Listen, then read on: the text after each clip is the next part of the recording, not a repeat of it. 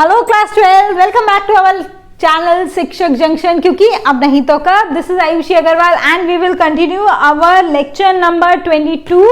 And जैसा कि मैंने आपको लास्ट लेक्चर में बताया था, हम लोग हाइब्रिडाइजेशन टेक्निक्स डिस्कस कर रहे हैं और एक एक करके स्पेसिफिकली डिस्कस करेंगे।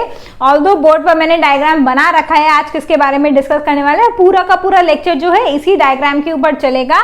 ठीक है, सबसे पहले टेक्निक का नाम देखेंगे क्या है। आज हम देखने वाले हैं इस पर्टिकुलर लेक्चर में सदर्न हाइब्रिडाइजेशन। ठीक है, आप पूरे लेक्चर में ध्यान से सुनना पड़ेगा क्योंकि जितनी जगह खाली है मैं उसी को यूज करने वाली हूँ in order to explain all the things. ठीक, सदर्न हाइब्रिडाइजेशन, इसका नाम क्यों पड़ा? क्योंकि साइंटिस्ट जो थे जिन्होंने इसको डिस्कवर किया या जिन्होंने इन्वेंट किया, उनका नाम था एडवर्ड एम सदर्न। कौन सी ईयर में? 1975 में। नोट कर लीजिए ईयर, इधर लिख रही हूं मैं ईयर। ठीक है, एडवर्ड एम सदर्न ने इस टेक्निक को आइडेंटिफाई किया था, इसीलिए इसका नाम पड़ा सदर्न हाइब्रिडाइजेशन। अब इस टेक्निक का एम क्या है? एम है, ध्यान से सुनो, लिख नहीं रही हूं मैं, सिर्फ बोल रही हूं। एम है सेपरेशन ऑफ डीएनए। कहां से? From the heterologous population of very many samples, या फिर फ्रॉम दी सैंपल, या फिर from the population of the DNA. Simple सी बात है, आपको एक स्पेसिफिक डीएनए सेपरेट करना है या फिर आइडेंटिफाई करना है एक ऐसी पॉपुलेशन में से जहां पर आपके पास बहुत सारे डीएनए के सैंपल्स प्रेजेंट है।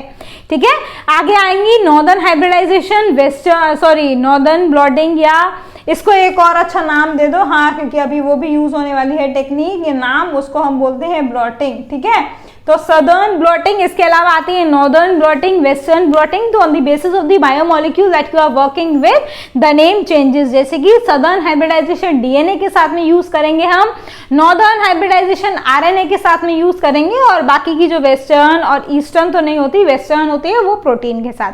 ठीक है, बाकी की जो दो ब्लॉटिंग टेक्निक्स है वो, क्योंकि इसका नाम सदर्न पड़ गया इसीलिए बाकी के नॉर्थ और साउथ दे दिया, साइंटिस्ट का नाम उस पर डिपेंड नहीं है। ठीक, एम समझ में आ गया। अब प्रिंसिपल देखो, लास्ट लेक्चर में मैंने एंड किया था, आपकी जो वीडियो है वो थी डीएनए प्रोब के साथ में, तो उसी के बेसिस पर हमारे इस लेक्चर का या फिर आगे आने वाली ब्लॉटिंग टेक्निक्स का जो प्रिंसिपल है वो डिपेंड करेगा। प्रिंसिपल है जो डीएनए के प्रोब हमने पढ़े थे वो कॉम्प्लीमेंटारिटी के बेसिस पर सीधे सीधे हमारे टारगेट डीएनए के साथ जाके बाइंड कर जाएंगे और हमको आइडेंटिफिकेशन का एक तरीका देंगे, एज सिंपल एज दैट। ठीक है, अब देखो जरा प्रोसीजर, इतना आई थिंक समझ में आ गया होगा क्योंकि लास्ट लेक्चर से ही कनेक्टेड है, कुछ नया नहीं देखने वाले हम। जो नया है वो है उसका मेथोडोलॉजी, जो हम इस लेक्चर में देखेंगे। उस मेथोडोलॉजी को डिस्कस करने से पहले आपको एक वर्ड, जिसको हम क्या बोलते हैं, जिसको हम बोलते हैं ब्लॉटिंग। ऑल्दो ये एरो से रिलेटेड नहीं है बट मैं यहाँ लिख रही हूँ क्योंकि और मेरे पास जगह नहीं है, मैंने पूरा बोर्ड ऑलरेडी भर रखा है। ब्लॉटिंग टेक्निक, ये ब्लॉटिंग टेक्निक क्या होती है? ब्लॉटिंग टेक्निक का मतलब है जब आपका मॉलिक्यूल ऑफ इंटरेस्ट, यहाँ पर वो क्या है? डीएनए। ठीक है, कोई भी मॉलिक्यूल ऑफ इंटरेस्ट एक ऐसी सिंथेटिक मेम्ब्रेन या फिर सिंथेटिक फाइबर के ऊपर इमोबिलाइज करेंगे जिससे कि वो आसान हो जाएगा आपके आइडेंटिफिकेशन के लिए। और वो जो एक शीट है, एक सपोर्ट है जिसपे आप वो इमोबिलाइज करते हैं, वो यूजुअली होती है नाइलॉन मेम्ब्रेन या फिर नाइट्रोसेल्यूलोज मेम्ब्रेन। ठीक है, यहाँ पर यूजुअली हम नाइलॉन मेम्ब्रेन को ही यूज करते हैं अपनी ब्लॉटिंग टेक्निक के अंदर। जहां कहीं पे भी ये ब्लॉटिंग वर्ड आएगा that means you are immobilizing your molecule of interest. Obviously RNA और डीएनए, प्रोटीन भी हो सकता है, ऑन अ मेम्ब्रेन और on a support, so that it becomes easy to identify, and what it is usually nylon or nitrocellulose membrane। ठीक है, इसके बाद हम करते हैं डीएनए प्रोब के साथ वहां पर हाइब्रिडाइजेशन टेक्निक, जिससे कि हमारी जो मॉलिक्यूल ऑफ इंटरेस्ट है, जो डीएनए का सैंपल है, वो हम आइडेंटिफाई कर सके। अब देखो इसका प्रोसीजर एक ही सांस में बहुत सारा बोल दिया मैंने, है ना, ऐसी एक सांस में आपको समझना भी पड़ेगा क्योंकि थोड़ी सी कॉम्प्लेक्स चीजें हैं, but if at all you just pay attention to the board, here you will get each and everything without any doubt। ठीक है, अब देखो जरा ये क्या है, देखो मैं साथ साथ में लेबल करती, डायग्राम बना दिया, लेबलिंग इसलिए नहीं की कि आप साथ साथ में लेबल करके उसको सुनते जाएंगे, इससे आसान हो जाएंगे चीजें समझना। ये क्या है? ये हमारा इलेक्ट्रोफोरेसिस जेल है, इलेक्ट्रोफोरेटिक जेल है, जिसमें हम हमारा रेस्ट्रिक्शन एंजाइम डाइजेस्टेड डीएनए को लोड करेंगे यहाँ पर और फिर जेल इलेक्ट्रोफोरेसिस रन करेंगे। इसके अंदर लिख रही हूं मैं, ठीक है? कोशिश कीजिए, अगर अच्छे से समझना है तो मेरे साथ साथ में नोट करते जाइए, जिससे आसान हो जाएगा। ये है जेल इलेक्ट्रोफोरेसिस जेल।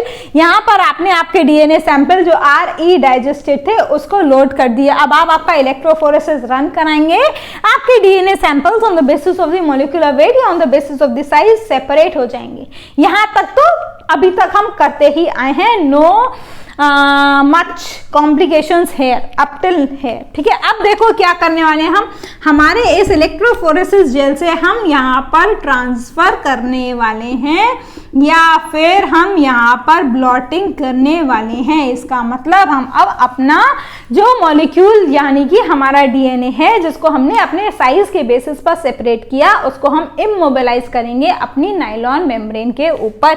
उसके लिए हमें लगाना पड़ा है ये अपैरेटस। इस अपैरेटस में बहुत सारी चीजें हैं जो आपको 1 बाय 1 सेटअप करनी पड़ेंगी, जिससे कि आपका ये डीएनए जो इस जेल के ऊपर है वो अब ट्रांसफर हो जाए नायलॉन मेम्ब्रेन के ऊपर। देखो जरा क्या क्या लगाया है मैंने।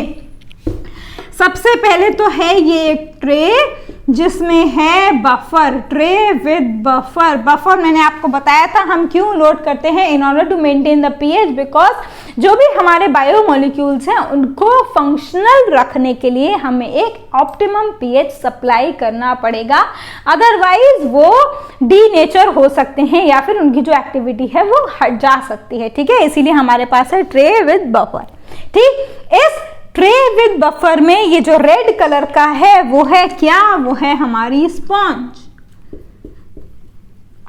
ऑब्वियसली आपको स्पॉन्ज देना पड़ेगा सपोर्ट के लिए, ठीक? इस स्पॉन्ज के ऊपर रखा है हमने हमारा जेल, इसीलिए मैंने कलर चेंज कर करके लिखा है जिससे आपको समझने में आसानी हो, ठीक है? इसके ऊपर स्पॉन्ज के ऊपर रखा हमने हमारा यही वाला जेल जिसमें हमारा था डीएनए का मॉलिक्यूल। अब इस जेल के ऊपर रखेंगे हम क्या? हम अपनी नायलॉन मेम्ब्रेन। इधर देखो, इधर लिख रही हूं मैं, ठीक है? इसके ऊपर रखी हमने हमारी नायलॉन मेम्ब्रेन और उसके ऊपर हमने रखे ये बहुत सारे क्या? पेपर टॉवल्स, ठीक? ये जो नायलॉन मेम्ब्रेन मैंने थोड़ी कर्व फॉर्म में बनाई है, कर्व फॉर्म में होती नहीं है, आपको समझ में आ जाए, डिफरेंशिएट हो जाए, वहां 3D डायग्राम नहीं बना सकती मैं, इसीलिए मैंने उसको ऐसे रिप्रेजेंट किया है। ऐसे ही पेपर टॉवल्स के साथ में भी उसके ऊपर आपने स्टैक ऑफ पेपर टॉवल्स लगाए। ये अपैरेटस सेट करना तो मैंने आपको बता दिया, लेकिन इसके पीछे का प्रिंसिपल देखो जरा। ये जो हमने हमारी ट्रे ली लोडेड विद द बफर, इसमें जो बफर है वो कैपिलरी एक्शन के थ्रू इस स्पॉन्ज से होता हुआ, जेल से होता हुआ इस तरीके से पेपर टॉवल्स में जाएगा। And when it goes through this capillary action, अपने साथ साथ डीएनए का इम्प्रिंट या फिर डीएनए के जो सैंपल हैं वो भी नायलॉन मेम्ब्रेन के ऊपर लेके जाएगा। इसीलिए हमने हमारा जो अपैरेटस है वो इस तरीके से सेट किया। एक बार फिर से रिपीट कर रही हूं मैं, चलो एक बार अच्छा नंबरिंग डाल देती हूँ जिससे अगर कहीं कुछ छूट जाए तो आपको आसानी हो जाए। सबसे नीचे रखेंगे हम अपनी ट्रे विद बफर, उसके ऊपर है हमारा ये स्पॉन्ज, ठीक? उसके ऊपर है हमारा ये जेल, फिर है ये नायलॉन मेम्ब्रेन और एंड में है पेपर टॉवल्स, ठीक? पेपर टॉवल्स और ये सब इसलिए ताकि कैपिलरी एक्शन के थ्रू हमारा जो बफर है वो जाए पेपर टॉवल्स के थ्रू और फिर हमारा जो डीएनए है वो किस पर ट्रांसफर करे, जिसको हमने बोला ब्लॉटिंग टेक्निक, नायलॉन मेम्ब्रेन के ऊपर। बस यही एक अपैरेटस आपको सेट करना है। उसके बाद जब इसके बाद ये हमारा डीएनए का सैंपल पेपर टॉवल्स के थ्रू हमारे नायलॉन मेम्ब्रेन के ऊपर आ गया, तब आप अपनी नायलॉन मेम्ब्रेन को निकालेंगे।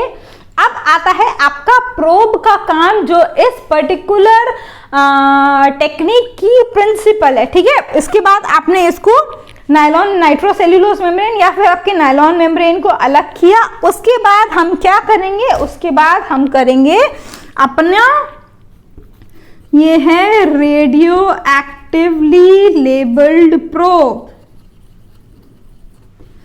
ठीक है, अपनी मेम्ब्रेन को हमने प्रोब के साथ में थोड़ी देर रखा, ठीक, जिससे कि जो भी पार्टिकल, प्रोब आपको पता है क्या होता है, प्रोब वो छोटा सा डीएनए का सैंपल है जिसका कॉम्प्लीमेंट्री पार्ट हम अपने पॉपुलेशन में से सर्च कर रहे हैं, क्योंकि वो रेडियो एक्टिवली लेबल है इसीलिए मैंने उसको रेड कलर से भी लिखा है।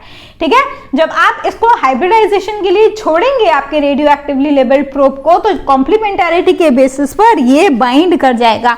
इसको छोड़ने के बाद आपको वॉश भी करना पड़ता है जिससे कि हमारा जो एक्सेस प्रोब है वो निकल जाए वहां से।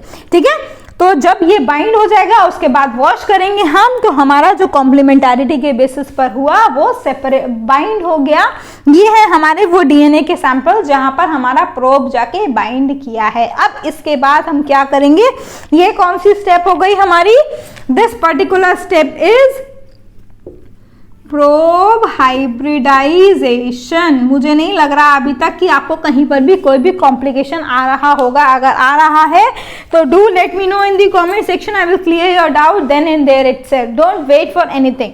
ठीक है, उसके बाद अभी भी काम खत्म नहीं हुआ, ये प्रोब हाइब्रिडाइज हो गया, लेकिन अब आप इसको कैसे देखेंगे, इसको देखने के लिए फिर से एक स्पेशल टेक्निक अप्लाई करनी पड़ती है जो बहुत ट्रिकी होती है, बहुत समय लग जाता है उस टेक्निक को डेवलप होते होते, क्योंकि अब आपको एक्सरे फिल्म के साथ काम करना है। अब आप इस नायलॉन मेम्ब्रेन को एक्सरे फिल्म के साथ एक्सपोज करेंगे जिससे हमारा मिलेगा, इस मेम्ब्रेन को एक्सपोज करेंगे एक्सरे फिल्म के साथ और हमें हमारा क्या मिलेगा, हमें मिलेगा हमारा ऑटो रेडियोग्राम।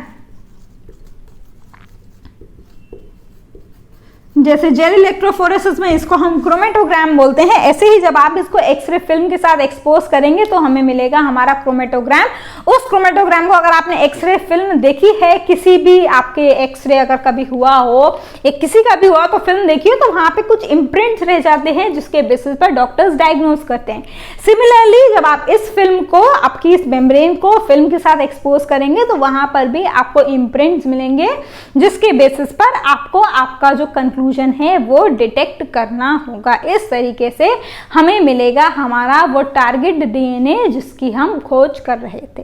ठीक है, from the population of lot many DNA samples through this hybridization technique. ठीक है, हमने डीएनए के ही सैंपल को यूज करके अपना टारगेट डीएनए जो है उसको फाइंड किया। This is the Southern blotting technique. Remember, Southern stands for DNA, क्योंकि आगे आने वाले लेसन्स में आप और भी पढ़ेंगे तो कंफ्यूजन हो सकता है। और ये Southern blotting ही जो है वो साइंटिस्ट के डिस्कवरी के बेसिस पर ही उसका नाम पड़ा, बाकी की टेक्निक्स का उससे कुछ भी रिलेशन नहीं है। ठीक है, अगर डायग्राम में कुछ भी समझ में नहीं आया तो you have the option of notes which you can avail, but for that you have to contact me either through mail or WhatsApp number already channel पर given है। Do contact because उससे और ज्यादा अच्छे से समझ में आ सकता है आप लोगों को। ठीक है, तो we will meet again। अच्छा, यहाँ पर एक वॉश भी लिख देती हूँ, अदरवाइज कंफ्यूजन भी हो जाएगा कि क्या करना है। आई थिंक उसके अलावा तो कुछ और रहा नहीं है। यहाँ पर जो आप सैंपल्स लोड कर रहे हैं ये आरी डाइजेस्टेड सैंपल्स है। आरी क्या होता है वो समझ लेना, कुछ नहीं आया तो इसका मतलब पुराने लेक्चर्स अच्छे से वॉच नहीं करे, उनको पहले देख लो। ठीक, ये इसको क्या बोलते हैं ये भी लिख लो। चलो, इसको हम बोलते हैं क्रोमेटोग्राम। जैसे इसको ऑटो रेडियोग्राम बोलते हैं, इसको क्रोमेटोग्राम बोलते हैं। ये जनरल टर्म्स हैं, आपको पता होनी चाहिए क्योंकि आगे के लेक्चर्स में इनका और भी ज्यादा यूज होने वाला है। Right, so that's all for this particular lecture. We will meet again with our new hybridization technique in the next. Till then, study hard, enjoy your studies. If you have any doubt, feel free to ask me through any of the options available. Right, so that's all. Thank you. Bye bye.